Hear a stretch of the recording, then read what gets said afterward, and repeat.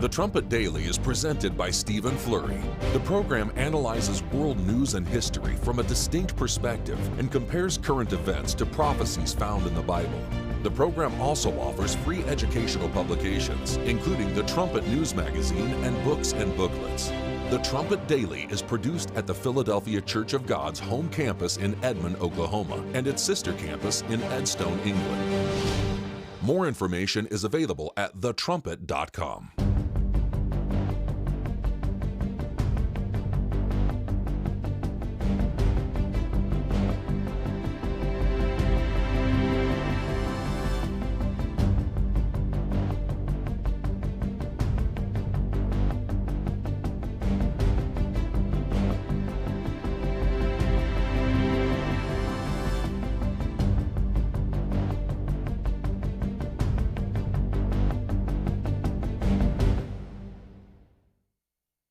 The Trumpet Daily program begins right now. Today's world news, what it means, where it's taking us. I bring you the one and only possible message of world peace. This is a message of hope, tremendous hope. And he said unto me, you must prophesy again. The Trumpet Daily program begins right now. We have breaking news of a major situation unfolding at Bondi Beach this evening. Police say the shooting was a targeted terrorist attack on a Jewish celebration. It is Australia's worst mass shooting in nearly 30 years after 15 people died, including a 10-year-old girl. Horror on Bondi, an unimaginable scene on Australia's most famous beach. People running, but from what? At this point, few understood what was unfolding.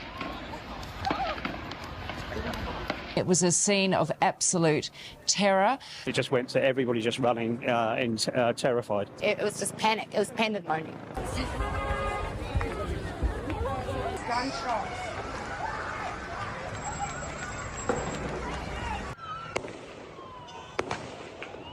This is the earliest footage we have of the gunmen. It's not clear how soon after the attack started they began filming, but it captures the rest of the event. It takes place on Campbell Parade at the northern end of Bondi Beach. Both men are standing on this bridge, firing down into this area of parkland where the Hanukkah festival was taking place. About 30 seconds after this footage starts, one of the men, the one in white trousers, moves off the bridge to take up a position around here, from where he can fire at point-blank range at the crowds. 2 minutes and 50 seconds after the video begins, we have the extraordinary moment when a passerby decides to tackle him. Oh! It's a man! Oh no! Oh! He disarms him and gets him to back off, before eventually laying down the weapon and taking cover behind the tree. 60 seconds after he was disarmed, the man in white trousers is back on the bridge and firing with a different weapon.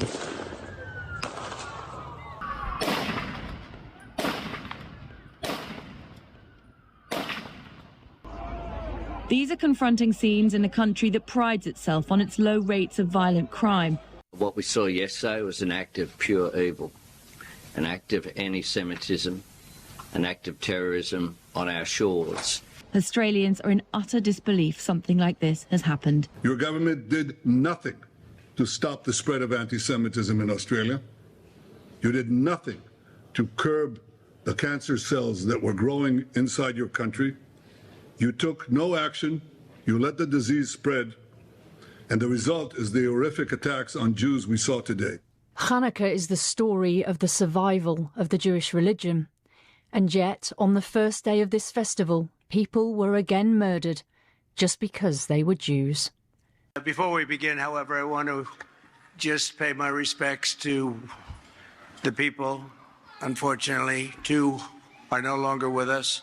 Brown University, 9 injured, and 2 are looking down on us right now from heaven. And likewise in Australia, as you know, that was a terrible attack, 11 dead, 29 badly wounded. And that was an anti-Semitic attack, obviously. And I just want to pay my respects to everybody.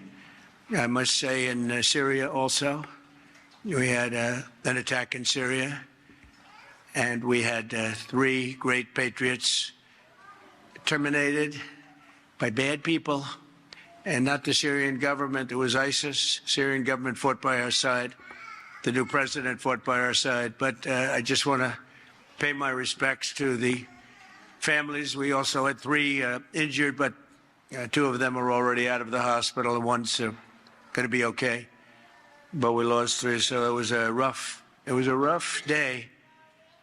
But to Australia and the Prime Minister, to everybody that we know so well, we get along with so well, we have a great relationship. That's a terrible situation going on over there. Think of that. And Brown University, great school.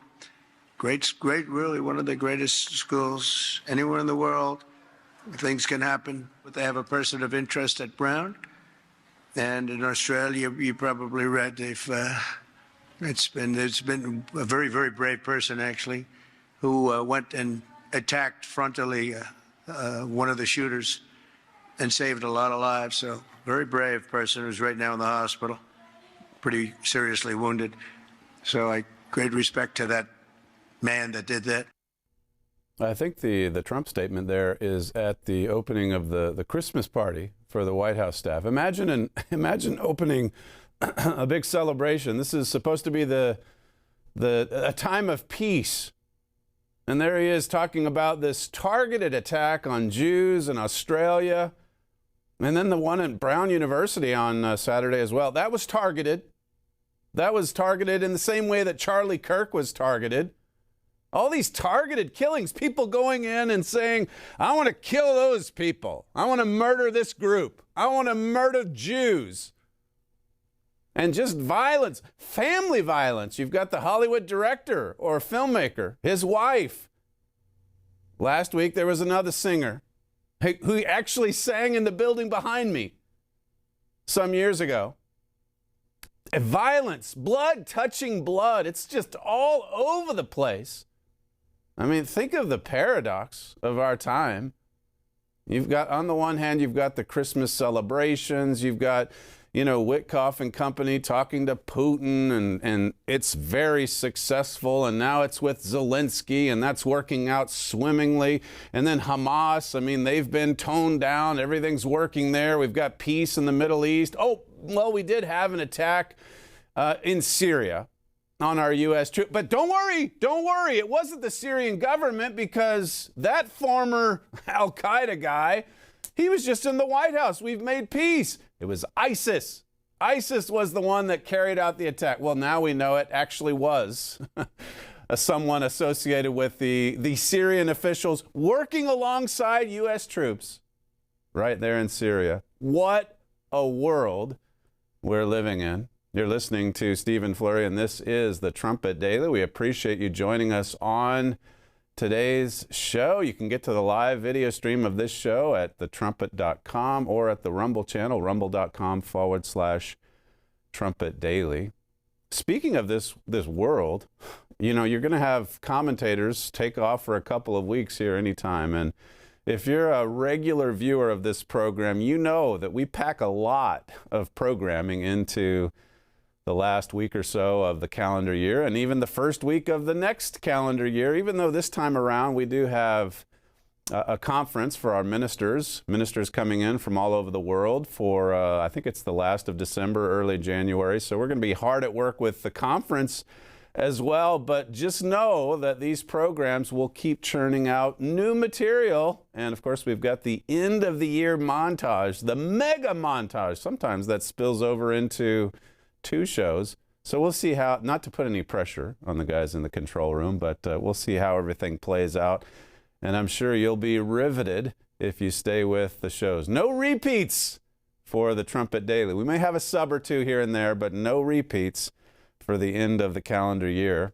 So the morning brief today, Mr. Hilliker, Joel Hilliker, Ezekiel 7 and verse 23, he referenced that. Make a chain, for the land is full of bloody crimes, and the city is full of violence.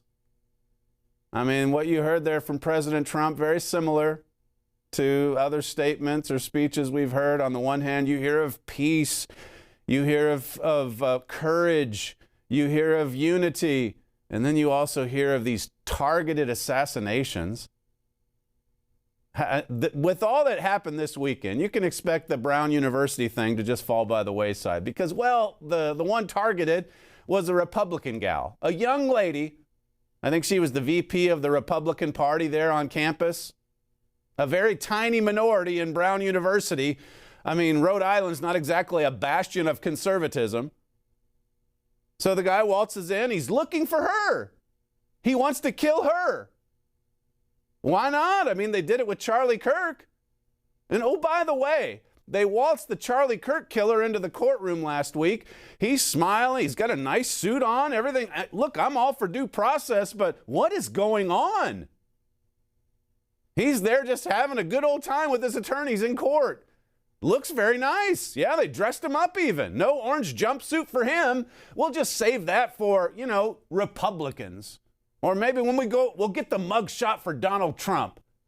What a world we're living in. Is this God's world? I read this article over the weekend. It was from the Good News, 1968. I just love just how bold and straightforward the statement was. You know that this confused world, standing on the brink of nuclear cosmicide, cannot be God's world. You know this. He doesn't even cite the scriptures. Revelation 12:9, 2 Corinthians 4:4. He's like, if you're watching, what a weekend. I'm looking at news bits last night thinking, where do I even start today? What a gruesome, gruesome weekend of violent attacks. Blood touching blood. It's just all over the place. Nation against nation. You've got some disgruntled guy who, he hates Americans, and there's 2,000 American troops in Syria still. They're trying to preserve some semblance of peace and order. They're working alongside the Al-Qaeda guy who's now, a jihadi dressed in suits. He's trimmed the beard. He's ready to negotiate. And then, of course, for his part, Steve Bannon today, he's saying, why do we even have troops in Syria? That's their response, Bannon, Tucker, and all them. Just get them out. If there's blood touching blood over there, just pull them into America. We'll huddle together here and everyone will be at peace. We can have our Christmas parties and everything else. This world is about to explode in violence. It is as John said it was. 1 John 5, verse 19, and we know that we are of God and the whole world lies in wickedness. The whole world. Revelation 12:9 says Satan has deceived the whole world. You read, this is one of many passages. 1 Corinthians 6 has one, Galatians 5. But this here is Romans 1. See if this doesn't describe our world today. I read 2 Timothy 3 so often. Here's a different one. Being filled with all unrighteous, verse 28. Romans 1:28, and even as they did not like to retain God in their knowledge, God gave them over to a reprobate mind and to do those things which are not convenient, or basically, which are not lawful. They're breaking the law. They're transgressing. Being filled with all unrighteousness, fornication, wickedness, covetousness, maliciousness, full of envy, murder, debate, deceit, malignity, whisperers.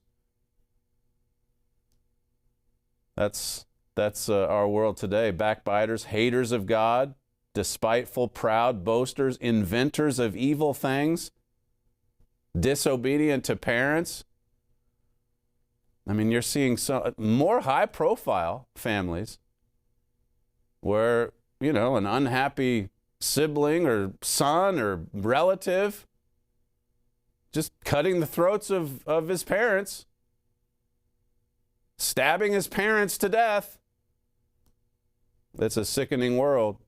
And you look over at 2 Timothy 3, I mentioned that, but it talks about us not even having natural affection. And it also talks, just like it does here, about being disobedient to parents. How important is that commandment to honor your father and your mother? We're going the way of our modern society, which is, hey, forget about parenting and any kind of child rearing, punishment. We're so far advanced from that. The old days where we used to punish in love. Well, sometimes it wasn't in love, but in God's church, in God's family it is. Or at least we strive to make sure that it is. But in a world where you're told, you're educated, just let the children roam free. Don't worry about establishing any sense of respect for authority. inventors of evil. Here the Australia massacre. It's a gun-free zone, but just like Brown University, I bet Rhode Island has some of the strictest gun laws in the world, or at least in the United States. Australia has some of the strictest in the world. So how did the terrorists get the rifles? And then for the PM to come out and say, we need more gun laws. Somehow the criminals get the guns. Somehow they're able to just walk right into a room at Brown University and look for the conservative woman that they want to take out. And then you have the leaders, even after they've been warned. Look, the Jew hatred, it's intensifying in Australia. And I mean, after October 7, they took to the streets in Sydney to cheer them on. You better nip this in the bud or you're going to have a massacre down in Sydney. Well, that's what happened. I'll play you a clip in a little bit. Bibi Netanyahu. But, you know, Bibi's the bad guy. So if he warns the Prime Minister of Australia that you're going to have some kind of massacre your way if you don't stop this hatred, well, Bibi's the problem. So you ignore Bibi. You ignore his warnings. And then now you've got October 7, 2 years ago for little Israel. And now you've got December 14 for Sydney, Australia. And how do these gunmen just go on 20-some minutes? Really? And then you look at October 7. That was a total breakdown of security for Israel. And it just went on for hours. The killing, the maiming, the murdering, the raping. You look at some of that footage from Sydney and you just can't even believe it. Just standing there on some bridge right in the middle of one of the most popular beaches in Sydney. And just firing away. You saw there in the cold open, the guy takes the gun away, but then puts it down, and then the guy comes back. The killer comes back with more weapons. You know, in Mystery of the Ages, I think you know, some of you have been going through the book for the Fundamentals of Theology class, and if you just look at all 7 mysteries together, I pulled it up online here. Who and what is God? The mystery of angels and evil spirits. You think about that sentence that God pronounced on civilization in Genesis 3, verses 22 through 24. Essentially cutting mankind off from God, from the tree of life. And then you go on into chapter 2. You see how all of the mysteries are connected. You go into chapter 2 of Mystery of the Ages, the mystery of angels and evil spirits. I mean, what happens to a human civilization that is cut off from God? Except for the select few that God calls out in advance. But all through the Bible, I mean, they're called a little flock. And they're scattered. And they're on the run. And they're persecuted. You can see all of this in our book, the true history of God's true church. It's a little flock, as Jesus said it would be. Small and persecuted. Look at this world and look at how much, so much of the Jew hatred and the massacre of Jews, that's motivated by religion. Is that God's religion? Is it true religion? And it's not exactly being helped, the Jew hatred, by the MAGA movement, split down the middle because, well, half of them don't want any more help going toward Jews or Israel. And Tucker, for his part, just appalled by Israel taking out Hezbollah or firing back in Gaza. And that's what really angers him. But you wonder, well, did October 7 anger him? Did the massacre in Australia anger him? It's incredible when you see all 7. Mystery of the Ages really and truly does open your eyes to everything. Following the second chapter, let me just pull it up. You've got the mystery of man. You just see utter hopelessness in the world today. People living without hope. Young people strung out on drugs, killing their parents. And then the mystery of civilization. Why is this world the way it is? No amount of peace talk is going to remove what happened just yesterday in Sydney, Australia. One of the guys, I forget if it was in the cold open or one of the clips that we have later, one of the survivors of that attack on that beach was also an October 7th survivor. Imagine being a Jew and being attacked on October 7th, then you happen to be in Sydney a couple years later and you're attacked again. What do they think about this world? There was a Holocaust survivor that was taken out yesterday. He survived the Holocaust, but he couldn't survive the hatred of 2025. Mr. Armstrong wrote, this is back in 1985 when he was promoting Mystery of the Ages and getting the church geared up for just mass promotion. He wanted to reach the largest audience possible because it answers all the major questions of life and why civilization is the way it is. The mystery of civilization. That's chapter 4. And then you've got the mystery of Israel, the mystery of the church, and the mystery of the kingdom of God. It opens your eyes to everything. He says in this letter from 1985, I've been working for the past 3 months on Mystery of the Ages. He talks about all these mysteries. Even the Bible is a mystery. And then he says this, listen to this. God has called us out of the world. The world was kidnapped by Satan the devil at Adam's temptation. For 8 days we shall, well, he's talking about the Feast of Tabernacles, the last great day. But then he says, do we really understand that this is not God's world? It is Satan's world. People, I know I say it a lot on this show, but I have to because nobody believes this. Nobody in the world of traditional Christianity believes it, that this is Satan's world, even though verse after verse after verse says so. Whether it's Genesis 3, Revelation 12:9, anywhere in between. I gave you Romans 1, 2 Timothy 3. The reason this world is the way it is because it's not God's world, and that should be obvious now. This is really what prompted Mr. Armstrong to write Mystery of the Ages. God just giving him this deeper understanding of the whole world being cut off from God. The whole world being kidnapped. It's not God's world, it's Satan's world. In Mystery of the Age, well, I won't give you all the bits about the sentence God pronounced when Adam and Eve rejected the tree of life and took from the tree of the knowledge of good and evil. Read it for yourself. Please do so. Genesis 3:22 through 24.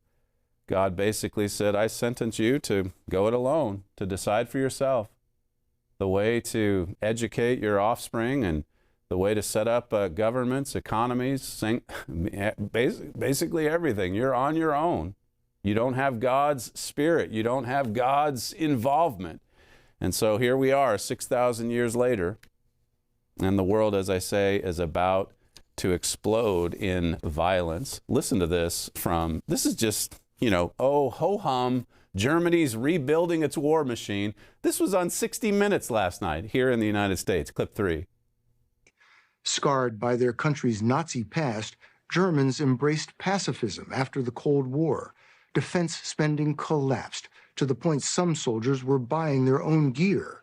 But Russia's full-scale invasion of Ukraine, combined with persistent pressure from President Donald Trump for Europe to shoulder more of its own defense, transformed the landscape. Today, Germany is racing to rearm. Racing to rearm. Last week I went through the story about the new German war machine. Maybe that was a couple of weeks ago now. But here are the talking heads, and I mean, they're happy about this development. They're excited. Germany is racing to rearm. And one big reason, well, Donald Trump, pressure from Donald Trump of all things. Prophecies are accelerating. And all this happening even as Witkoff and Kushner meeting with Zelensky, Putin, Hamas, and then issuing these big declarations that everything looks really rosy and peaceful for our future. And then you have these bloody crimes, these massacres on Jewish people. Paradox of our time.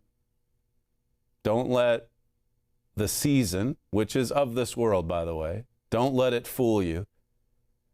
This is the time of year. Forget about Christmas, New Year's, all those celebrations, those human traditions. This is the time of year when there's more misery and violence. They stopped an attack, I believe, in Germany, a terrorist attack. This is the time of year when there's more depression, when there's more, deficit spending. This is the time of year when there's more suicide. Why? How can this be? It's supposed to be a time of peace and parties and celebrations and gift giving, yes? Well, there's some of that too, but that's just the way Satan wants it. Because that way he can deceive us into thinking it's a pretty good world. I think we're on the cusp of something truly special, golden, peaceful. The Wall Street Journal, actually this is from the Daily Wire in the morning brief.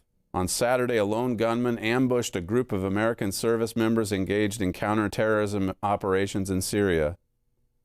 The gunman, whom the White House, you heard it in the cold open, Donald Trump, he straight away said he's not of the Syrian government forces. I mean, he's ISIS. He's the bad guy because Syria loves us. And Syria, for the most part, leave ISIS aside, but Syria, they're the good guys now. Killed 2 American service members and their American translator, wounded 5 others. According to numerous reports, the gunman who was killed at the scene was an ISIS infiltrator who was working as part of the government security detail. President Donald Trump vowed in a Truth Social post that there will be very serious retaliation. The attacker who killed 3 Americans in an ambush was a member of the Syrian security forces who was set to be fired for holding extremist views. So how do you, what a tangled web it is. Here's 2,000, I should say, U.S. soldiers over there trying to keep the peace, but they can't keep ISIS out of the Syrian forces. It's so easy, isn't it, to put on a nice suit and to have a nice chat and to think that everything's solved. We finally have peace in the Middle East. Is this what peace in the Middle East looks like? Because we've been told it's historic. We've been told it's everlasting. We've been told it's eternal. How much longer before the United States just says, you know what, we tried. We tried with Hamas. We tried with Syria. We tried with Bibi. We can't make it work, so have at it, Germany. I mean, you're building your war machine. Why don't you take over? And that aligns perfectly with Bible prophecy. You should know this. This Bondi Beach massacre. I pushed it back just a little because I knew I wouldn't get to anything else. Because you could spend an hour, you could spend 2 hours on that. We had a Trumpet article that went up last night, I believe. 2 Islamic terrorists opened fire on a Hanukkah celebration at Bondi Beach. At the time of writing, 15 people, I think that might now be 17. 17 people murdered. It's the worst mass shooting in Australia since the Port Arthur massacre in 1996. And Australians, they pride themselves in not having as much violence as America, and that's true. But here, there's bloody crimes to go around. They're everywhere. And it's only going to get worse. It says here, one bystander was able to tackle Naveed, wrestled one of the guns from the terrorist before being shot twice. He has survived. Telegraph says here, this is not just the most grievous anti-Semitic attack Australia has ever experienced. It's also the most lethal terrorist attack yet perpetrated on Australian soil. Australian soil. Listen to Bibi as he criticized Australia, given the fact that he was pleading with them, and the Australian PM pleading with them to do something about Jew hatred. Clip 11. On August 17th, about 4 months ago, I sent Prime Minister Albanese of Australia a letter in which I gave him warning that the Australian government's policy was promoting and encouraging anti-Semitism in Australia. I wrote, "Your call for a Palestinian state pours full fuel on the anti-Semitic fire. It rewards Hamas terrorism. It emboldens those who menace Australian Jews and encourages the Jew hatred now stalking your streets. Anti-Semitism is a cancer. It spreads when leaders stay silent. It retreats when leaders act. I call upon you to replace weakness with action, appeasement with resolve. Instead, Prime Minister, you replaced weakness with weakness and appeasement with more appeasement. Your government did nothing to stop the spread of anti-Semitism in Australia. You did nothing to curb the cancer cells that were growing inside your country. You took no action. You let the disease spread. And the result is the horrific attacks on Jews we saw today." How many times does it have to happen? And why is it getting so much worse since October 7? You would think after October 7, I mean, just thinking about it, like, okay, this was a 9/11, so we've got to punch back and make sure that they're not able to do this again. Instead, we cleared the streets and said, take to the streets in support of Hamas and fly the flags of Hamas. Go ahead. Do it in Sydney. Do it in London. Do it in New York. The land is full of bloody crimes. Melanie Phillips says, "We all knew this would happen again. They all knew it would happen again. They did nothing to stop it. Once again, Jews have been left full of grief, full of anguish, full of rage, after yet another atrocity taking innocent Jewish lives simply because they were Jews." Listen to this from Fox News, clip 7. This attack is devastating on so many levels, but sadly, it is not only entirely predictable, it was warned against over and over again. The Executive Council of Australian Jewry has warned the Albanese government that over 2,000 anti-Semitic attacks have occurred in the last 2 years since October 7th. They have learned that this is what's going on, and they have done nothing to stop this. They have continued to encourage and allow these hateful demonstrations all over Australia. They have allowed people calling to either gas the Jews or do other stuff to the Jews on the steps of the Upper Sydney House. And they have continued to allow flags of Hamas to be waved all over Sydney. And when that happens, we should not be surprised that attacks like this are going on. It's heartbreaking for every single one. They have not done enough. I hope that this is what's going to make them wake up. Here's the other heartbreaking facts. 17 people were murdered in this attack, and the victims were 10 to 87 years old. We have a Holocaust survivor who died in this attack, and we have a survivor of October 7th who actually survived this attack. So the Jewish community has been suffering these attacks over and over for generations, and this is just another one of these. And the Albanese government has not done enough to stop them at all. Albanese government, they've been accused of some Jew hatred of their own. So Bibi fires off the letter in August, 4 months ago. Nothing's done, nothing happens. And then now this. Melanie Phillips says, since October 7, there's been a global onslaught against Jews. And again, I've given several programs on the spread of Jew hatred. I think it's chapter 10 or 11 in my father's book, The Key of David, where it talks about how God has worked through the Jewish people and why there's this irrational, deranged hatred of Jews. People who hate Jews and they can't even understand why. It's of the devil. Satan is the leading anti-Semite. He hates Jews. He hates spiritual Jews. You know, someone was telling me over the weekend, too, it makes you appreciate just how much protection God gives to spiritual Jews, because look at the world we're in. I mean, it's not like everyone's able to afford security detail, not that we would even want to look to that, but still. Especially here in America, where there are guns everywhere. In Australia, I guess it's just the terrorists that have guns. And they can go on and on shooting for 20 minutes before the authorities, I guess, figure out what's going on.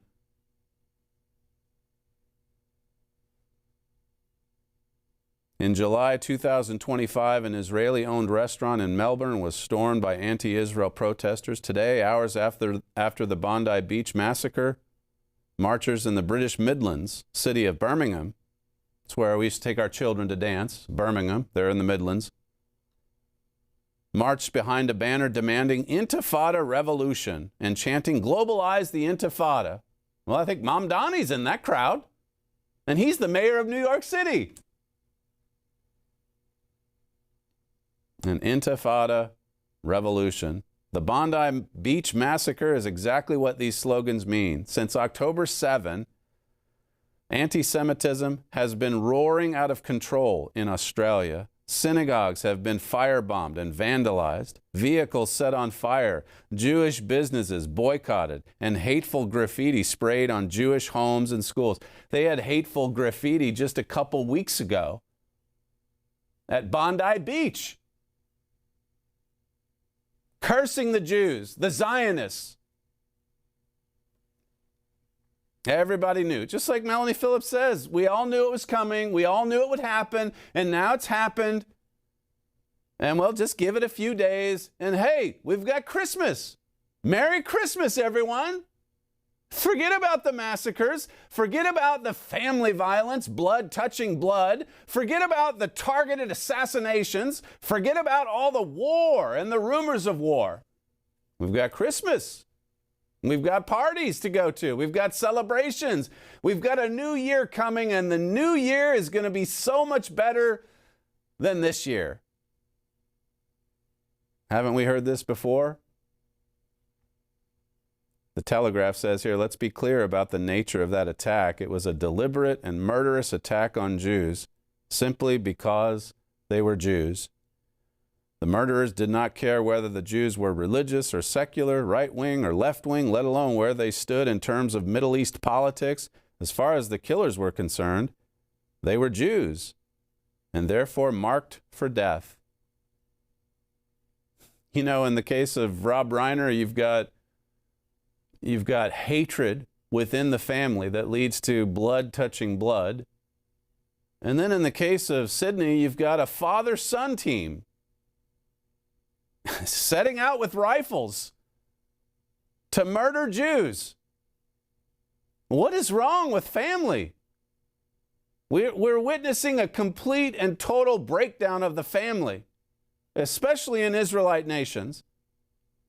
But it's all over the world. I mean, look at Muslim families. What kind of Muslim family would have a father who wants to kill Jews? He teaches his son to kill Jews, and then they both go out and do it together. There you go. A nice Sunday afternoon activity. It's a sick world. It's a world full of wickedness. The whole world is full of it. It's what 1 John 5:19 says. This one from the Telegraph, how mass immigration transformed Australia and opened up divisions. The phrase globalize the Intifada is not a chant, it's a call to action. It has consequences, said a Jewish man who lives near Bondi in the hours after the attack. Another Sydney local lamented the fact that some of his old schoolmates' social media accounts had become deranged with anti-Zionist obsession. It's spreading. It's like a cancer, just like Bibi said. It's spreading, and it's spreading into MAGA. Melanie Phillips says Israeli officials have given the Australian government countless warnings about rampant Jew hatred in Australia and where this would almost certainly lead. Australia's Prime Minister, Anthony Albanese, merely responded by pouring pouring petrol on the flames. Astonishingly, in his original statement after the Bondi Beach atrocity, he called the attack shocking and distressing, but failed to mention anti-Semitism or that the target was a Jewish event. The knee-jerk reaction, it always tells a lot. And even if he comes around later, you know what's going on in their hearts. Listen to this from the Australian Prime Minister. This is clip 14. We take ASIO's advice very seriously. We work closely with them. We receive regular updates as well. The Director General of ASIO has warned about a range of threats, be it anti-Semitism, the rise of right-wing extremist groups as well. And we continue to work closely with our security agencies. Can you believe this? 2 terrorists, Islamic terrorists, just killed 16 or 17 Jews. And he's got to make sure that you know, well, just so you know, there's right-wing violence too. Now, these people on the radical left, I mean, they can't not bring up right-wing violence, even when left-wing violence is targeting people and assassinating people. There's plenty of sin to go around, don't get me wrong. But their worldview, it's so warped. It's so perverse. You can set off the sirens all around the Prime Minister's residence and it's still, they would be unfazed. Listen, a little bit of Jew hatred is fine because, I mean, look at Bibi. Look at the Gaza children. Look at the Christians being targeted in Gaza. Or Tucker, for his part. Look at the poor Hezbollah fighters. You know, they had their pagers blow off. And Hezbollah's decapitated. He felt bad for Hezbollah, the terrorist organization. People, I mean, they're in that article with Politico. We didn't have time to get to it last week. But the article quotes what Steve Bannon said 7-8 years ago about Israel, supporting Israel. They're in a tough neighborhood. Everybody wants to kill them. Everybody wants to wipe them off the map. And Politico says that doesn't really square with what your thinking is today. And Bannon just outright said, my thinking has changed. Yeah, we need to basically abandon Israel. A lot of them have changed in their views, their thinking, and they don't even know why. It's like my father says in the Key of David book. Where is this spirit of hatred? The spirit of hatred, by the way, that's the source of murder. So why the hatred? What's the cause? A lot of people don't even know. They just get out there, they join the mob, and they want to crucify, just like in Christ's day. The Telegraph says, I was shocked and appalled by this attack, but not surprised. I've said before that Jews are the canary in society's coal mine. Further on, today at Bondi Beach, we saw what globalizing the Intifada actually means. Jews murdered for being Jews. It's not the last time this is going to happen. It's been, maybe not on this scale, but it's been happening over and again, all throughout Western nations. Since October 7, it's worse. Just like Paul said in 2 Timothy 3:13, evil men, seducers, wax worse and worse. Now you've got the father-son tandem carrying out the massacre on a Sunday afternoon in Sydney. PJ Media, well, I played you the clip. Netanyahu warned that this would happen. Another one from the Telegraph. Bondi Beach gunman pledged allegiance to the Islamic State. There's another one from the Daily Mail. Was Iran behind Bondi Beach terror attack? Iran, you see, we're trying to reach out to them and make peace, and President Trump has assured us that that's what they want. You know, they want to have a good relationship with the United States. What a paradox. We've never had this much dialogue about peace. I say that. I mean, I'm not a historian, but it certainly seems like the dialogue about peace is at a fever pitch right now. Everybody's talking about it. And yet you look at what's happening from one weekend to the next. Blood touching blood. The land is full of bloody crimes. I think I gave you the headline from the Telegraph, how mass migration transformed Australia.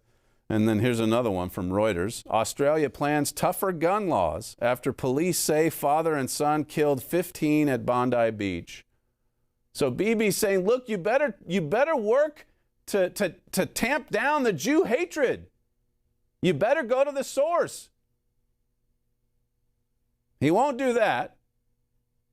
But now there's some tough gun laws planned. Australians don't even have guns to speak of. Just the terrorists. And they're opening the floodgates to mass immigration, just like America did. I mean, it's better now, but during the Joe Obama years, just open the gates wide open. It's happening in Britain. That's why in Birmingham, they're showing support for globalizing the Intifada. And it's happening in Europe, too. And Donald Trump has called them out for that. And European elites don't like that. We covered this last week on the show. But I try to weave it all together because it certainly shows that this is not God's world. This is not being orchestrated by God. This political interview, like I said, it's a long piece. What I learned discussing Israel with Tucker Carlson, Steve Bannon, and Marjorie Taylor Greene. What did I learn? It says much of the swing against Israel is being driven by a visceral sense that the GOP cares more about Israeli priorities than it does about interests of its own voters. So America first. And Israel, we've got to let them alone. We've got to abandon them. First, it says about Steve Bannon. In November of 2017, Bannon headlined the Zionist Organization of America dinner. In his remarks, Bannon praised the organization's unapologetic defense of Israel and proclaimed himself a proud Christian Zionist. And then the political guy says, that's not what you're saying today. Bannon admits, I've definitely changed because I've seen that they are not an ally. Israel, says Bannon. This is one of President Trump's closest advisors in his first term. And Bannon says, Israel is not an ally of the United States. Well, there's quite a few Islamic states that are quite happy to hear that because they don't see Israel as an ally either. They see Israel as an enemy. Bannon told me that his shift started shortly after the October 7, 2023 attacks on Israel. It started after October 7th. In what world is this possible? That Hamas can massacre Jews on October 7 and that would trigger a mind change in conservative commentators that used to be proud supporters of Israel. How do you explain this? This is Tucker Carlson. I made a principled case in public and in private against joining Netanyahu in this attack on Iran. Speaking of the summer attack this past summer. And then for Marjorie Taylor Greene, America first should mean America first and only America first, with no other foreign country ever being attached to America first. And then this from Tucker Carlson. He told me that he started to chafe even more strongly against the perceived taboo during the war in Gaza. So here again, a mind change following October 7. He was troubled by Israel's tolerance for civilian casualties, which he came to see as a form of collective punishment incompatible with his Christian faith. Then there was Israel's operation targeting members of Hezbollah by detonating explosive pagers. What a cowardly way to kill people, including bystanders, by blowing up their private areas. A cowardly way to kill them. It was quite an operation that dated back years to rig those pagers or whatever phones they were on Hezbollah operatives to take out the leadership of Hezbollah, who is there. They exist, just like Hamas, to kill Jews. But Tucker, I mean, he really felt like that was a cowardly way to do that, to kill Hezbollah. I wonder what he thinks about the massacre on Sunday. Is that cowardly? I suppose he would say it would be. But again, it's not about just picking sides. I'm not trying to make it oversimplified here. This is a chaotic, dangerous, violent, evil world. It's full of wickedness, just like 1 John 5:19 says. And Christians in this world, they're going to have to come to grips with the fact that their Bible, the way their Bible describes this world, is very different than the way they view it. They view it where, okay, there might be a little bit of bad here and there, but for the most part, it's pretty good. And my Christian sensibilities are strong. And I feel like it informs my worldview. Now, in the case of these individuals, political interviewed, we've got to cut off ties with Israel now, and that'll solve everything. And then we can make friends with the guys in Qatar and with Hamas and with these Islamists that want to kill people at a Hanukkah celebration. Just a couple more. This one, Tucker, but it was the reports of Israel's attacks on Christian churches and religious sites in Gaza that turned him decisively against U.S. support for the war. It's just so interesting, isn't it, to see that October 7, which should have triggered an onslaught of support for Israel, in fact, triggered an onslaught of support for radical Islam. Now, you cannot explain that any other way except in knowing the mysteries discussed in Mystery of the Ages, the mystery of angels and evil spirits, who and what is God, the mystery of man, the mystery of civilization.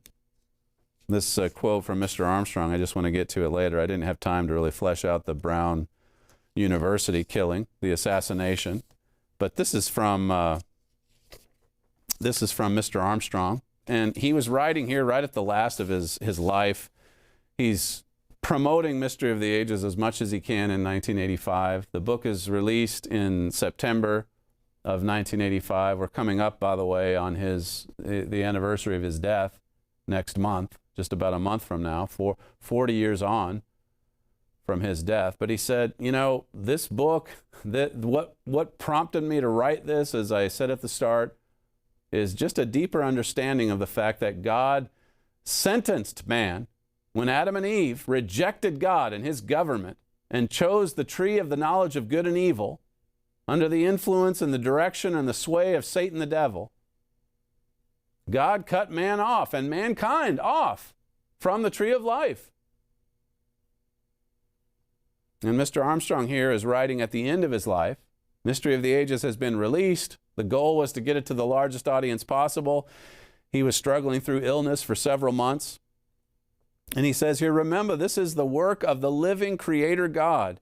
We are now very near the end of this present age. I will continue to give my all to the work of God up to the last breath. I hope you will all realize the seriousness of the time in which we live, and that nothing is important any longer other than to be close to God and assured of a place in his very soon coming kingdom. He says, as he had been saying all through that year, this world is not God's world, and of that we may all be thankful. It is now in its very last days. He says, this illness has impressed heavily on my mind, more than ever before, the uselessness of this present evil world. Make sure you request Mystery of the Ages. That was what he was hard at work on that last year of his life. And it answers all of the mysteries of life, the most important questions of life. That's all we have time for on today's show, the fastest moving hour in broadcasting. You're listening to Stephen Flurry, and this is the Trumpet Daily. Thanks for joining us on today's show, and we'll see you again tomorrow.